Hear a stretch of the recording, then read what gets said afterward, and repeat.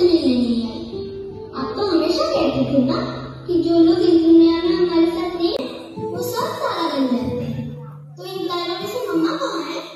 बेटा, आपकी मम्मा कोई और तारा नहीं, वो तो चांद है। तो क्या वो आज मुझसे मिलने आएगी? अगर तुम दिल से चाहो तो वो जरूर आएगी। अच्छा चलो सो जाओ, बहुत रात हो गई है। गुड नाइट बेटा। गुड नाइट पापा।